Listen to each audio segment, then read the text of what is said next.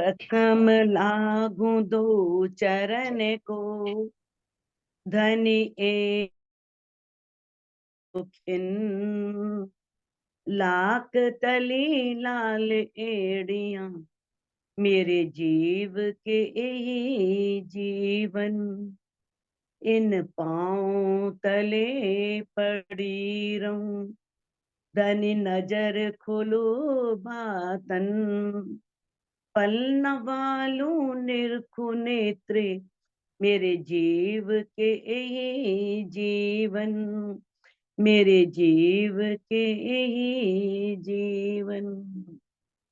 बोलो श्री प्राणनाथ प्यारे की जय। सबके प्रणाम। प्रणाम। सुंदर साथ जी, हम श्री सागर ग्रंथ का तीसरा सागर एक दिली का सागर कर रहे थे, जिसमें धामधनी अक्षरातीत ने इंद्रावती जी के धाम हृदय में विराजमान होकर के हम सबको बताया है कि किस तरह से परम धाम में सबके दिलों में एक दिली है। क्योंकि एक दिली किस लिए है? क्योंकि सभी राज्य के दिल से ही तो बने हैं। राज्य के दिल से ही श्यामा जी हैं, और श्यामा जी के दिल का सभी स्वरूप जो हैं वो ब्रह्मश्रेष्ठियां हैं। तो जो बात एक के दिल में आती है वो सबके दिल में आती है।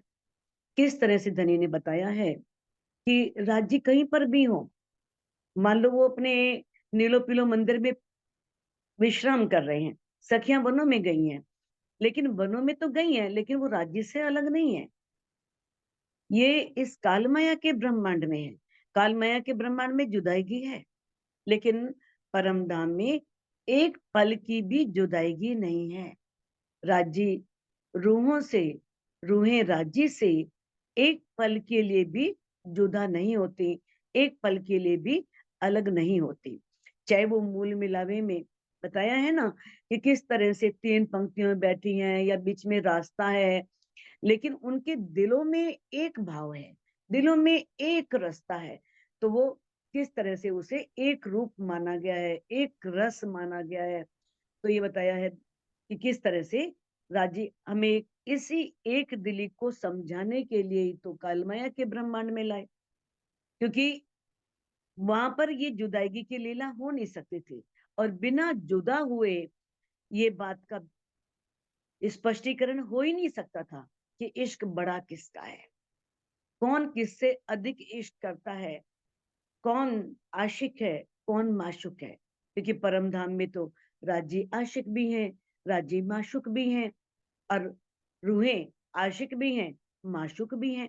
लेकिन जब इस काल माया के ब्रह्मांड में आए, राज्य से अलग हुए, तब पता लगा कि वास्तव में सच्चे आशिक कौन है?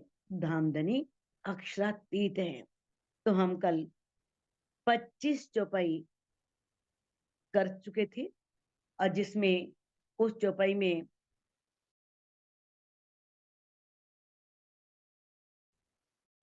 जो परम धाम की रूहें हैं वो किस तरह से कहलाती, तो ब्रह्म सृष्टियां हैं, और ब्रह्म सृष्टियों में तो वाहिदत है, एक दिली है।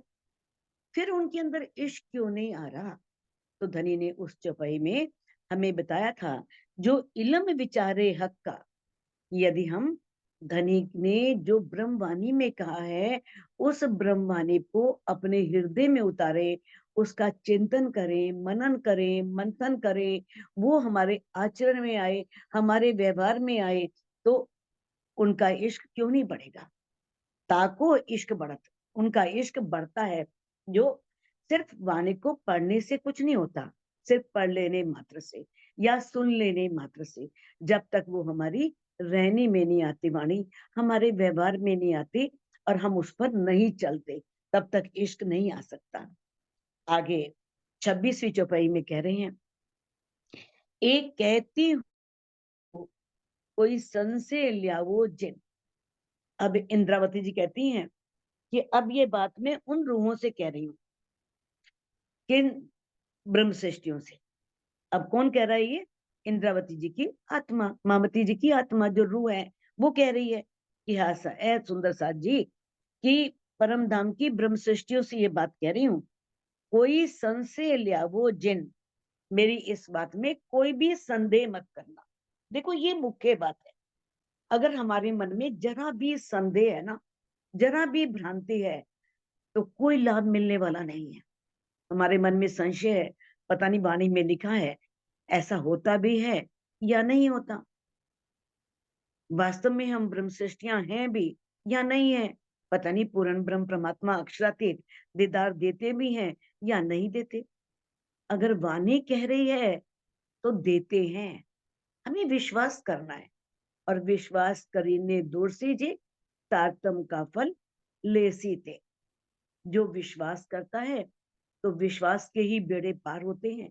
देखो, आपने बहुत सी कहानियां इसके बारे में पढ़ी होंगी कि किस तरह से कोई जिस पर भाव लेकर के आया, परमात्मा ने उसे दर्शन दिए, उसका भोग लगाया। बहुत सी कहानियां हैं।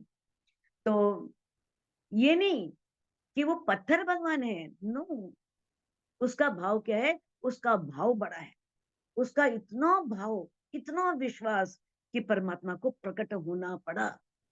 ये भाव प्रकट करता है, ना कि मूर्तियां प्रकट होती हैं। सिर्फ उसका भाव जो है वो इतना भाव है कि उसके प्रति समर्पित है, सब कुछ करने को तैयार है। तो परमात्मा को उस रूप में दर्शन देने पड़ते हैं, क्योंकि सुर असुर सबों का ए पति, सब पर एक ही दया, दे दीदार सबन को साई, जिन जैसा चाहिए। वो तो देवताओं का भी है, राक्षसों का भी है। और जो जैसा चाहता है वो वैसे ही उसी रूप में दीदार देता है, वैसे ही उनको दर्शन देता है। तो जो जैसा चाहता है उसे दर्शन उसी रूप में मिलते हैं। तो ये बताया कि जो वाणी में बात कही गई है उस पर हमें जरा भी संशय नहीं लेके आना। जिन मैंने मत लाना, संशय मत लाना। ए अनहोनी हके करी, वास्ते हांसी ऊपर रोहन। अब जो ये बात थी वो अनहोनी थी। देखो, कहा है ना हरिवंश पुराण में, अभाविनो भविष्यन्ति मुनियो ब्रह्म रूपिना, है ना। जो कभी हुआ नहीं था वो हो गया। किस तरह से जो पार ब्रह्म की ब्रह्मात्माएं थी वो इस ब्रह्मांड में आई। वो तो कुछ भी कर सकते हैं, अनहोनी को होनी कर सकते हैं, होनी को अनहोनी कर सकते हैं। जो नहीं होना उसे लगता ही नहीं, संभव ही नहीं है, लेकिन संभव कर सकते हैं। तो ए अनहोनी अपनी अंगनाओं पर जो ये बात थी वो रूह राजी ने की। किस वास्ते? उनकी हंसी करने के वास्ते। तो ये बहुत महत्वपूर्ण बात है, आगे भी आएगी। और पहले कलश हिंदुस्तानी में भी आप जान चुके हो, सास संबंधी चेती हो, ए हंसी का है ठोर, है ना। प्रिय वतन को भूल के कहाँ देखत हो। क्या कहते हैं कि है मेरे परम धाम के संबंधियों, है ब्रह्म सृष्टियों, सावधान हो जाओ। ये हंसी का ठोर है, यहाँ हंसी से कोई नहीं बचा। यहाँ तक कि जो देवापी और मरु के जीव, जिन्होंने इतनी तपस्या की थी, साधना की थी, और ये मांगा था कि हमारे जीव पर जो पारब्रह्म आने वाले हैं वो बैठ करके लीला करी। और जब ऐसे पुण्यात्माओं जीवों से उनकी हंसी, उन पर हंसी हो सकती है, तो आप जानते हो श्री बीतक साहिब के माध्यम से बार बार पुनरावृत्ति करने से कोई लाभ नहीं, कि किस तरह से देवचंद जी पर भी हंसी हुई और मेघराज जी पर भी हंसी हुई। और सभी जितने भी हैं, कोई भी इस हंसी से बचने वाला नहीं है। या यार या सिरदार, चाहे वो ब्रह्म सृष्टियां हैं, चाहे वो परमहंस है, जो सिरदार सखियां हैं। कहते हैं ना तो एक कबू नहीं, जो हक रूहें देखे सुपन। नहीं तो ये कभी हो ही नहीं सकता था। ये परम धाम की ब्रह्म सृष्टियां, ब्रह्मात्माएं इस स्वप्न के ब्रह्मांड में आए, अपनी नूरी नजरों से इस सपन के ब्रह्मांड को देखे, इस शरीर से खेल में आए, उस शरीर से कभी हो ही नहीं सकता था। ये राज्य जो है अपनी रूहों को, अपनी जो उनकी अर्धांगनियां हैं अक्षरातीत की, वो उन्हें किस तरह से नूरी नजरों से और उनके शरीर से, अपने शरीर से खेल में आए, ये संभव ही नहीं था। एक जरा अर्श का उड़ावे 14 भवन। एक कण आ जाए ना परम धाम का, तो ये 14 लोग का ब्रह्मांड उड़ जाए। फिर ब्रह्म सृष्टियां आती तो क्या ब्रह्मांड खड़ा रहता?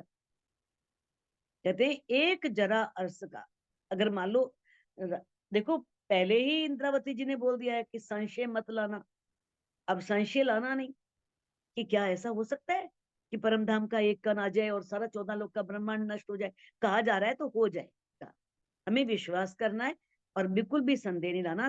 कह रहे एक कण भी परम धाम का आ जाए तो 14 लोक का ब्रह्मांड उसी समय समाप्त हो जाएगा, खत्म हो जाएगा।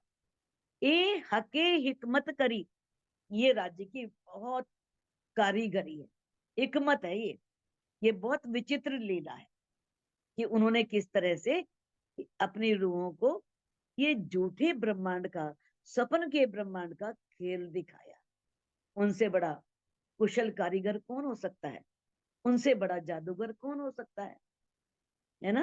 कृष्ण जी वाली सीरियल में आपने देखा ही है कि किस तरह से वो जादू करते थे, किस तरह से कैसी कैसी लीलाएं करते थे, वो आप सब देख चुके हो, जान चुके हो। तो उस तन में तो 11 साल 52 तक ही पूर्ण ब्रह्म परमात्मा का आवेश था। तो जो पूर्ण ब्रह्म परमात्मा है उनसे बड़ा कारीगर कौन होगा फिर? उनसे बड़ा ऐसा कुशल चित्रकार, कारीगर, हिकमत करने वाला, कुछ भी कहो, कोई नहीं है उनसे बड़ा। कि उन्होंने अपनी रूहों को परम धाम में भी रखा, अपने चरणों में भी रखा, अपने से जुदा भी नहीं किया, और ये माया का ब्रह्मांड भी दिखा दिया, और अपने दिल की सारी गुज बातें भी बता दी। कहते कि ये जो पट पट दे खेल दिखाइया, नैनो देखे बका वतन। और किस तरह से एक पट दे, एक पर्दा डाल करके झूठा खेल दिखा दिया। पर्दा क्या है? देखो दो पर्दे हैं, एक राज्य का दिल भी पर्दा है, क्योंकि रूहें राज्य के दिल पर खेल देख रही हैं। जैसे पर्दा होता है, आप देखते हो फिल्म देखने जाते हो ना, उसे स्क्रीन बोलते हैं, पर्दा बोलते हैं, उस पर आप पूरी फिल्म देख करके आते हो। तो ऐसे ही राज्य का दिल भी वही पर्दा है जिस पर रूहें बैठी हुई इस माया के ब्रह्मांड में आंखें खुली हैं, देख रही हैं, लेकिन देख कुछ नहीं रहा। ना राज्य दिख रहे हैं, ना कोई बात सुन रही है, बस फरामोशी है, बेहोशी है, आंखों को कुछ नहीं दिख रहा। तो कहते किस तरह से उन्होंने एक पर्दा डाल करके नैनो देखे बकावतन, धनी ने अपने हुक्म से किस तरह से उनकी नजर को आत्मा के रूप में, सुरता जिसे सुरता बोलते हैं, सुरता के रूप में इस खेल में भेजा। और नूरी नजर परम धाम में धनी की ओर देख रही है। उनकी सुरता आई है, उनकी नूरी नजर यहाँ पर नहीं आई, नूरी नजर राज्य की ओर देख रही है। अब ये मत कहना कि राज्य की ओर देख रही है तो उसको तो राज्य दिख रहे होंगे, परम धाम दिख रहा होगा, उस पर फरामोशी है, उस पर बेहोशी है। नूरी नजर से वो राज्य की ओर देख तो नहीं है, लेकिन राज्य देख नहीं रहे। उन्हें ना ही परम धाम दिख रहा है, ना 25 पक्ष दिख रहे हैं। वो सुरता द्वारा यहाँ पर अध्ययन उनका यहाँ पर आया हुआ है, और वो बैठी हैं आंखें खोल के, उन्हें दिख नहीं रहा। और वो किस तरह से कहती है ना, खिलबत ग्रंथ में चौपाई आती है, बैठी अंग लगाए के ऐसी करी अंतराए, ना कछु नैनो देखत, ना कछु आप ओल खाए। कि हम किस तरह से परम धाम में, मूल मिलावे में सारी सखियां एक रस होकर के, जुड़ करके, अंग से अंग मिला करके बैठी हुई हैं। लेकिन कितनी दूरी कर दी, कितनी जुदाई कर दी, अपने से ही जुदा कर दिया कि ना तो नेत्रों से कुछ दिख रहा है, ना ही आ, हमें दिख रहा है, और ना आपकी पहचान हो पा रही है। आप ओल खाए, ना ही आपकी पहचान हो पा रही है। सामने बैठे हैं लेकिन फिर भी कितनी दूरी है। तो ये है, अगर मान लो हमारा ध्यान कहीं और है, हम कहीं भी बैठे हैं, अगर हम घरों में भी हैं, हमारा ध्यान पन्ना जी में है, पद्मावतीपुरी धाम में है, तो हम राज्य के बहुत नजदीक हैं। अगर हम वहां बैठे हैं लेकिन चित्त में माया बसी हुई है, माया में उलझे हुए हैं, और हमारा ध्यान यहाँ पर है, तो हम राज्य से दूर हैं। तो ये है सिर्फ ध्यान का खेल, सुरता का खेल। कहते आड़ा पट दे झूठ दिखाइया, पटना आड़े हक। अब धामधनी ने आड़ा पट कौन सा दे दिया? आड़ा मैंने बीच में रुकावट। वो कौन सा? फरामोशी का पर्दा। उन्होंने नींद का पर्दा, फरामोशी का पर्दा दे करके आत्माओं को, सभी ब्रह्मात्माओं को माया का ये झूठा खेल दिखाया। लेकिन पटना आड़े हक, दामदने की दृष्टि में कोई पर्दा नहीं है, राज्य के आगे कोई पर्दा नहीं है, राज्य सबको देख रहे हैं। जो उनके चरणों में उन पर आत्म बैठी है उनको भी देख रहे हैं, पर आत्म की सुरता को भी देख रहे हैं, इस माया के खेल में भी सब कुछ देख रहे हैं। तो किस तरह से बताया है कि ये कौन सा पर्दा डाला धनी ने? खामोशी का पर्दा। ऐसी बेहोशी दे दी कि उन्हें परम धाम का कुछ नहीं दिख रहा, ना राज्य दिख रहे हैं, ना कोई लीला, कुछ भी नहीं दिख रहा। और उनकी सुरता कहां पर आ गई है? और बैठे कहां पर है? धनी के सामने मूल मिलामे में विराजमान है। अपने मूल तन को भी नहीं देख पा रही, धनी को भी नहीं देख पा रही। अब वहां पर वाहिदत है। और खामोशी का पर्दा जो है वो तो धामधनी के लिए भी है, लेकिन धामधनी के लिए पर्दा नहीं है, क्योंकि धामधनी ने खेल दिखाना है। उन्होंने किस तरह से यहाँ पर आकर के वो सभी रूहों को वो पहचान करानी है। तो धामधनी जो है वो तो हमेशा ही जागृत रहने वाले, वो परम धाम को भी देख रहे हैं, पर आत्मा को भी देख रहे हैं, सारी फरामोशी की लीला को भी देख रहे हैं। और किस तरह से रूहें जो सुरता के रूप में यहाँ पर आई हैं, जो इस फरामोशी के ब्रह्मांड को आप अपनी सुरता द्वारा देख रही हैं, नूरी नजरों से नहीं देख रही हैं। ऐसा सब कैसे? आप अब वो खुद ही क्या कर रहे हैं? सो हक को हक देखत, इतनी बड़ी बात कही है। चाहे ब्रह्मात्माएं बैठी हैं, लेकिन ब्रह्मात्माओं को भी राज्य कह दिया, क्योंकि उनके दिलों में है तो विराजमान राज्य। हक हक को देख रहा है, कोई फरामोशी रंचक, यानी कि रूहें सारी राज्य को देख रही हैं, लेकिन ऐसी थोड़ी सी फरामोशी दी कि दिख नहीं रहे, जरा भी कुछ पता नहीं चल रहा। इतनी बेहोशी आ गई एक क्षण में।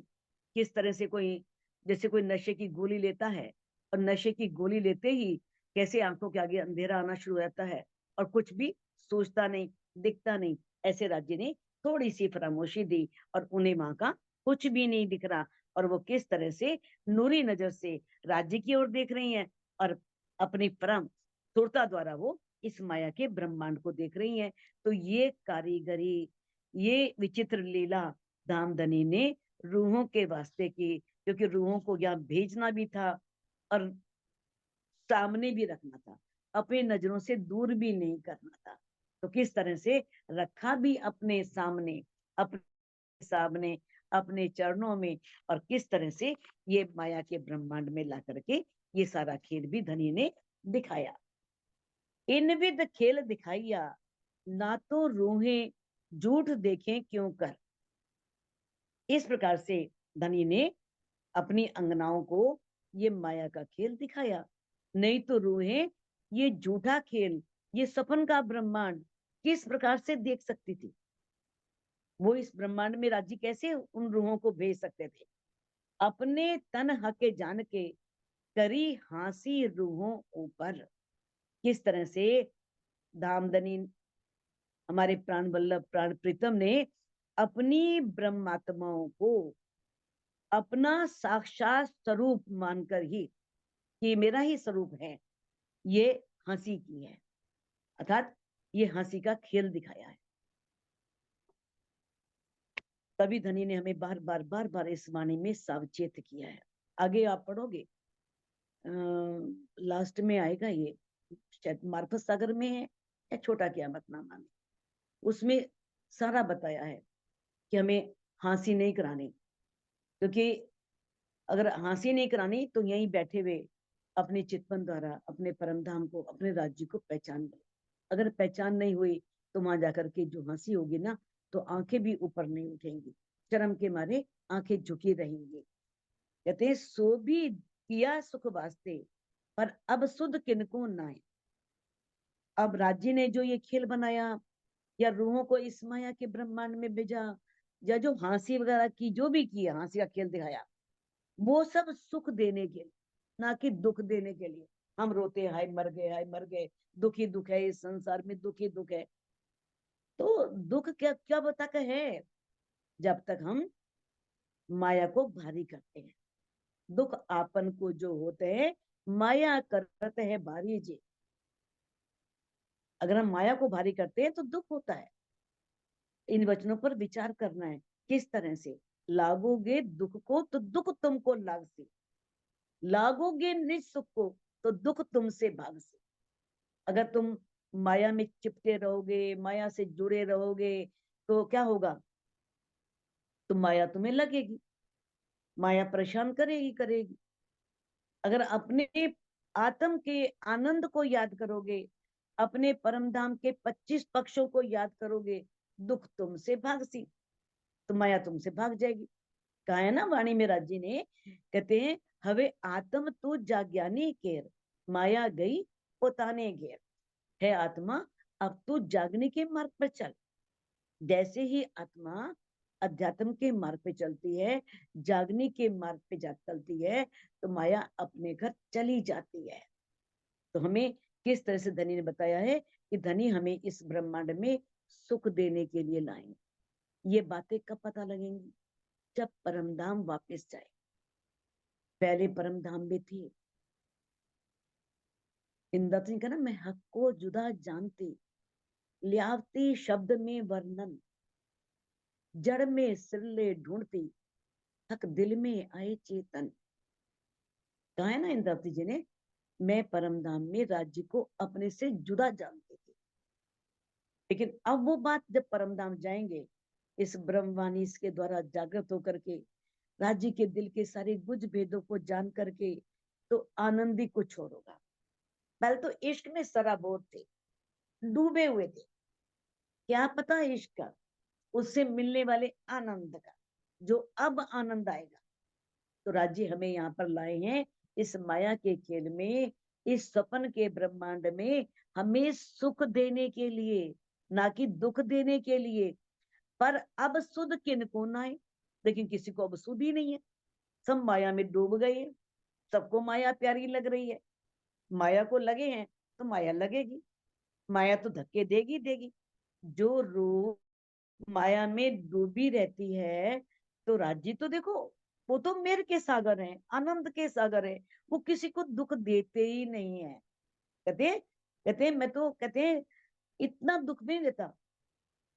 एक फूल के समान उसे चोट पहुंची, दुख ना देऊं फूल पंखड़ी, देखूं शीतल नैन, उपजाऊं सुख संग सब अंगों, बोलाऊं मीठे वैन।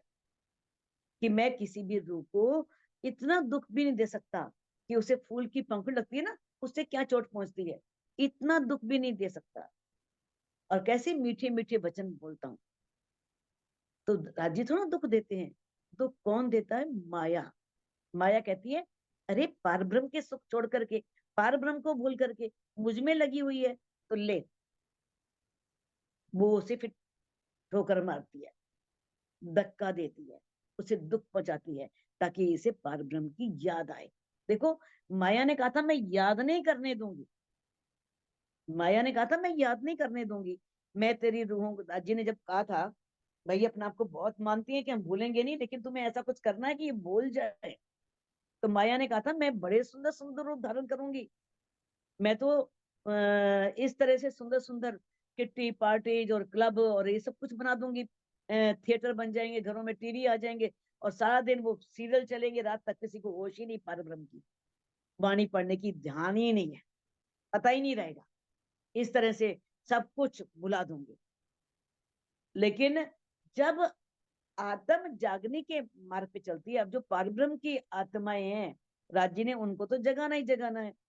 तो माया में अगर वो बहुत लगा रहेगा, तो माया उसे दुख देगी, राज्य दुख नहीं देंगे। माया कहेगी तू लग धनी की तरह, क्योंकि उसे पता है कि ये पूर्ण ब्रह्म परमात्मा की ब्रह्मात्माएं हैं। लेकिन अभी संसार में आए तो कुछ पहचान नहीं रही, कुछ पता नहीं रहा।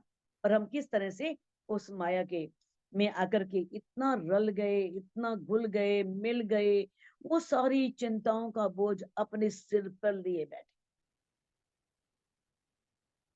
अब राजी कहते हैं अगर इतना चिंताओं का बोझ अपने सिर पे लिए बैठे हो तो निमट लो, तुमको दी है ना। अगर हम राज्य के ऊपर छोड़ेंगे तो राज्य अपने आप दूर कर देंगे सब कुछ। तो हमें वाणी के द्वारा धनी ने सब समझ दिया, लेकिन फिर भी बुद्धि कई बार काम नहीं करती। कहते खेल देसी सुख बड़े, जब जागे अर्श के माए। ये खेल बड़ा सुख देगा। हाँ, ये खेल जरूर दुखदाई है, कष्ट देने वाला है, लेकिन किनको? जो राज्य की पहचान नहीं करते। जो राज्य की पहचान कर लेती है, वो खेल उनका कुछ बिगाड़ नहीं सकता, वो खेल उन्हें कष्ट पहुंचा नहीं सकता। क्योंकि हम यहाँ पर आए हैं सूरता द्वारा, और कष्ट किसे होता है? सिर्फ जीव को होता है, आत्म को कोई कष्ट नहीं होता। आत्म दृष्टा है। अगर हम दृष्टा भाव से देखते हैं तो कोई तकलीफ नहीं होती, कोई कष्ट नहीं होता। तो धनी कहते हैं खेल देसी सुख बड़े। ये जो माया का खेल है ना, ये बहुत सुख देगा। जब जागे अर्श के माए, जब हम परम धाम के अंदर जागृत हो जाएंगे, हमारी आत्मा जागृत हो जाएगी, तब हमें ये सारे सुख याद आएंगे। फिर हमें ये सब बातें याद आएंगी, वहां पर जाकर के हमें बहुत सुख मिलने वाले हैं। श्रृंगार ग्रंथ में चौपाई आती है, सुख हक इश्क के जिनको नाही शुमार। जो राज्य का इश्क है ना, उस इश्क के जो सुख है ना, उसकी कोई सीमा नहीं है। वो अनंत है, वो अपार है, वो असीम है। सो देखन की ठोर इत है, जो रूसो करो विचार। अब उनको देखने की जो ठोर है ना, जगह है, वो माया का ब्रह्मांड है, जहां पर हम आए हुए हैं। अपने रूह से इस बात पर विचार करो कि जो राज्य के इश्क के सुख है, वो बताया ना, आपको पहले भी बताया है कि किस तरह से सागर अपनी लहरों से कैसी क्रीड़ा करता है। अगर ये जानना है, के जानना पड़ेगा। सागर में डूब गए तो नहीं जान सकते। पहले हम डूबे हुए थे इश्क के सागर में, नहीं पता था। अब उसके किनारे आए, इस माया के ब्रह्मांड में, तो पता लगा कि राज्य अपनी लीलाओं के साथ कितनी आनंद की लीला करते हैं, किस तरह से कितने रूप धारण करते हैं, कितने रूप धारण करके उन रूहों को अनंत सुख देते हैं, असीम सुख देते हैं, अपार सुख देते हैं। ये बातें रूहों को ब्रह्मवाणी के माध्यम से पता लगी, और जब जाग के परमधाम जाएंगी, तब इस खेल के सुखों का पता लगेगा। हादी नूर है हक का, और रूहे हादी अंग नूर। हादी नूर है हक का, क्षमा महारानी राजी महाराज का नूर है। रूहे हादी अंग नूर, और जो ब्रह्म सृष्टियां हैं, वो क्षमा महारानी के अंगों का नूर है।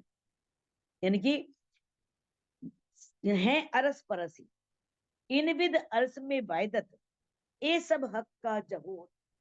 कहते है तो राज्य के दिल में ही सब कुछ, चाहे वो एक दिली है, चाहे इश्क है, चाहे इलम है, या जो भी लीला परमधाम में होती है, या जो इस ब्रह्मांड में हो रही है, सब राज्य के दिल में।